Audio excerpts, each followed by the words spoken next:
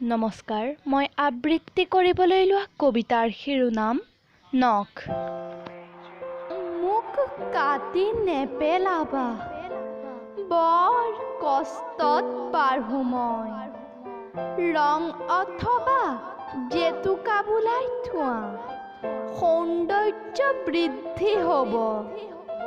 মোক সুকীয়া খাদ্য নালাগে, চুলি আৰু চকুৰ লগত সমানে ৰাখো সম্বন্ধ।